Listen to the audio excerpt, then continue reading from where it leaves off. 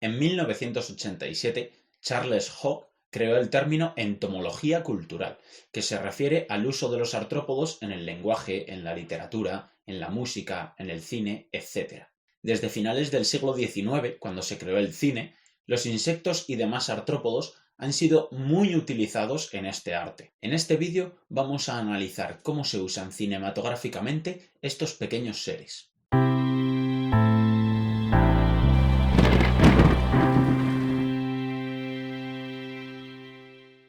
Todo nuestro entorno está lleno de artrópodos, de hecho, son el filo con más especies del mundo, con más de 1 millón de especies, la mayoría de ellas insectos. Además, a nuestro alrededor en las ciudades hay moscas, avispas, arañas, cucarachas, piojos, ácaros, etc. Un montón de insectos con los que estamos muy familiarizados y que no es nada raro que aparezcan en las películas. Sin embargo, estas películas normalmente no muestran una imagen muy positiva de estos artrópodos, sino más bien son peligrosos, malos, etc. Sin embargo, del millón de especies que os he dicho que hay de artrópodos, tan solo 3000 son consideradas peligrosas.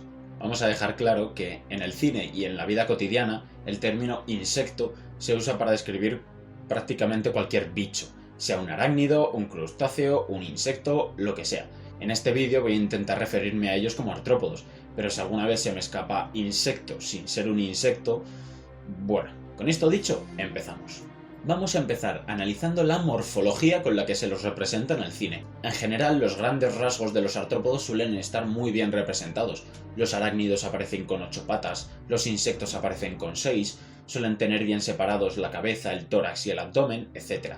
En la película Mothra, incluso, la polilla gigante tiene las escamas características. Sin embargo, otras veces la representación de ciertos caracteres morfológicos no es del todo precisa. Un ejemplo de esto son los ojos compuestos.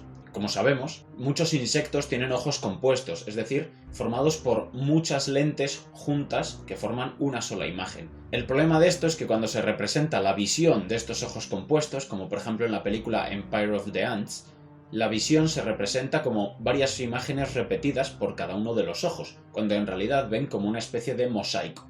Esta imagen que os he puesto por aquí no es exactamente precisa, pero sí que es para que os hagáis una idea de cómo vería un insecto con ojos compuestos. También es verdad que dependiendo de la especie tienen más o menos resolución. En cuanto a la fisiología, en montones de películas vemos insectos gigantescos.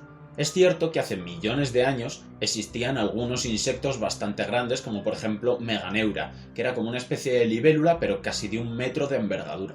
Sin embargo, en estas películas vemos como hoy en día hay insectos y artrópodos enormes que no sufren ningún tipo de limitación fisiológica.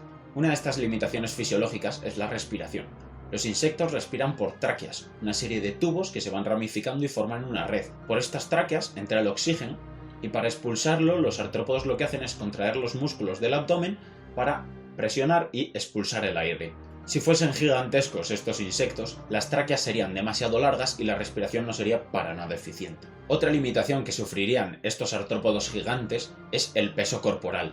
La proporción entre la sección muscular y el peso corporal de un animal es más pequeña cuanto más pequeño es ese animal.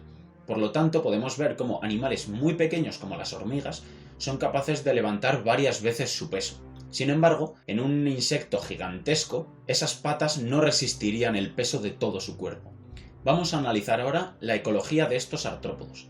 Hay veces que los ciclos reproductivos no son del todo precisos. Por ejemplo, en la película Mosquito, este animal nace directamente ya adulto del huevo en vez de pasar por la fase de larva. Además, hay en algunas películas donde aparecen mucha cantidad de insectos gigantes, como en The Beast o Beginning of the End. Estos insectos de algún sitio tienen que alimentarse y sin embargo no vemos que haya grandes cantidades de alimento ni grandes producciones de desechos. Es muy curioso que la introducción accidental de los artrópodos sea algo bastante recurrente en el cine y que pasa también en la realidad.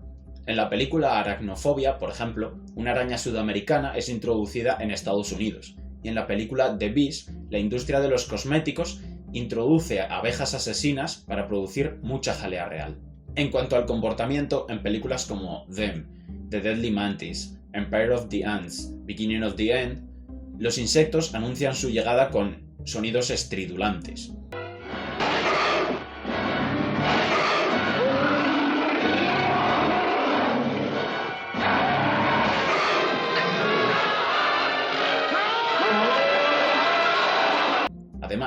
Beginning of the End, los saltamontes gigantes cuando van a atacar, primero empiezan a hacer un sonido y cuando ese sonido está ya en su máximo, atacan. Esto no ocurre en la realidad ni de lejos y además si ocurriese no sería del todo efectivo.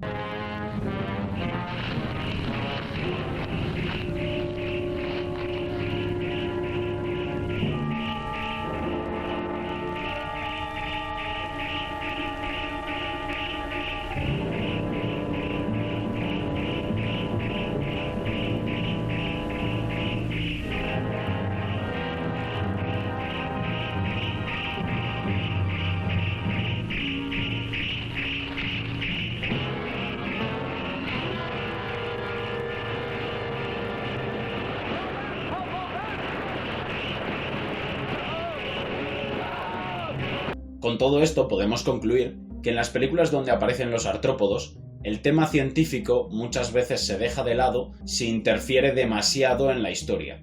Por eso a veces se cometen errores. Esto que hemos hablado ahora se refiere a las películas no animadas, donde los artrópodos pretenden tener cierto realismo. Sin embargo, ¿qué pasa en las películas animadas donde se humaniza a los bichos?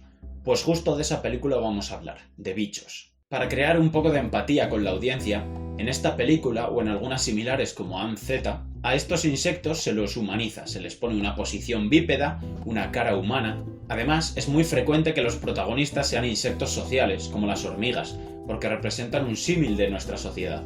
En la película Bichos, por ejemplo, las hormigas solo tienen 4 patas, 2 a modo de brazos y 2 a modo de piernas, para crear una imagen más humana. Además, tienen dientes, ojos con pupila y pestañas. Los saltamontes, los malos, sin embargo sí que son un poco más realistas, aunque tienen garras en las patas y caminan de forma bípeda. Aparece también una viuda negra. Natasha Romanoff no, Latrodectus mactans. Como el nombre común de este animal es femenino, en la película este personaje es una mujer. Además, se le han añadido unos labios humanos. La mariquita Francis es un macho y sin embargo a lo largo de toda la película le confunden con una hembra o con una chica. Ya no sé cómo referirme a ellos. Esto de que humanicen a los animales me descoloca totalmente. En esta película hay más personajes para analizar, pero vamos a terminar con Strudel, la oruga. Esta oruga lo primero tiene antenas y las orugas no tienen antenas.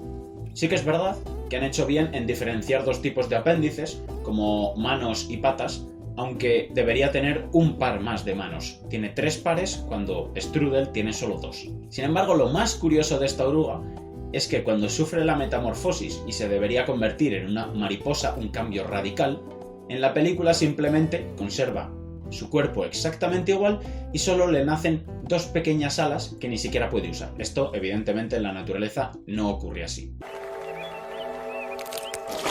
I'm finished! Finally, I'm a beautiful butterfly!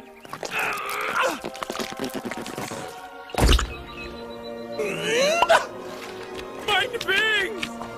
Oh, they're beautiful! I'm like, the wagon's taking off! You better start flying! But I am flying! And from way up here, you all look like little ants! Auf Wiedersehen! Dejando ya la película de lado, vamos a mirar esta gráfica. Esta gráfica representa el número de películas que hay por cada artrópodo, desde 1938 hasta 2002. Podemos ver que las arañas y las abejas son las más usadas en el cine con diferencia. Las arañas se usan por la imagen de miedo, asco y maldad que representan, en parte debido a su hábitat en lugares oscuros. Las arañas más utilizadas son las tarántulas y la famosa viuda negra. Por otro lado están las abejas. Su alto uso se debe a su fácil producción comercial, la gran familiaridad con la audiencia y que son fáciles de controlar con ciertas sustancias para grabar mejor las escenas. La especie usada es Apis mellifera, la abeja de la miel típica. Además, cercanos a las abejas también son usadas las avispas y las hormigas. También hay que hacer una mención especial a las cucarachas, probablemente la cucaracha gigante de Madagascar y la cucaracha común. Hay que tener en cuenta que esta gráfica representa las películas hasta 2002 y que desde entonces han salido muchísimas más películas donde se usan artrópodos. Algunos ejemplos de estas películas son El Señor de los Anillos, El Retorno del Rey, donde aparece ella la araña, Bienvenido al hormiguero, Monstruos contra alienígenas o Ant-Man, quien puede controlar a las hormigas mentalmente y hacerse de su tamaño. Y hasta aquí este vídeo, espero que os haya gustado y que hayáis aprendido algo nuevo. Recordad que tenéis en la descripción la bibliografía y nos vemos a la próxima.